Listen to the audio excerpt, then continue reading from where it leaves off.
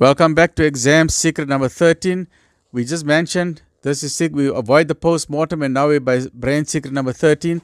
This one here, please listen very carefully. This is how you're going to remember things. Our brain is made up of short-term memory, long-term memory, and the subconscious brain. Short-term memory means you'll hear something today, a short while, you'll forget it immediately. That's short-term. You just need to know someone's telephone number. You say, what's the number? 34456. Okay, I got it. 34456. You'll remember it. But in an hour's time, you won't remember it. It's not important. All right, just short term, very quick. Or I want to have for the recipe. I want to order a menu. I want burger, chips, and fries. You say, okay, burger, chips, and fries. After 10 minutes, the waiter will forget. What did you want? That's short term memory. You forget. But for exams, you need long term memory. You don't want short term memory, because exams, you want that information to stay in your brain. So how do you get the information to stay in your brain? Remember this. Look at this graph. When you study anything, this is how much. This is called how much you're going to remember the things. These are the hours. In 24 hours, 48 hours, 72 hours in 1 week's time.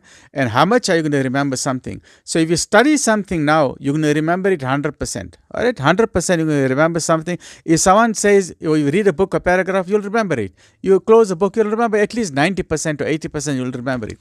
But remember, this is the danger. Very soon after you study something, within 24 hours, you get the biggest drop. Within 24 hours. By the next day, you're going to start forgetting. And if you don't, but then within 48 hours, by 72 hours, you'll hardly remember the work you studied. You won't even remember it. So this is how the brain works. You're going to remember it immediately. Within a day, you're going to forget it, and then it's gone. So the way to overcome this problem is on that first day, you see these green arrows. The first day, you revise your work again.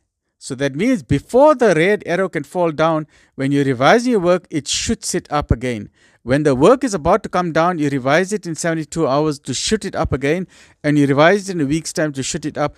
In that way there, it remains high. Your memory remains high at a high level. If you're not going to make revision within 1 day, 3 days, and 1 week, your memory will go down. Your time is wasted. The more you remember, it's called, you must remember in the old days we had that long playing records, and you had a needle, and sometimes the needle used to get stuck on a song. It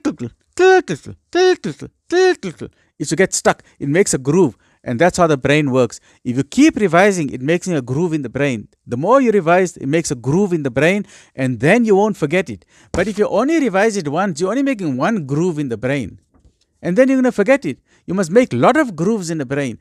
You study something, you remember. You revise it again, you revise it. The more revisions you make, the more it goes into long-term memory. It goes into the subconscious brain. And then when exam time comes, you know it's in your long-term memory and not in your short-term memory. Stay well. Revision. Repeated revision.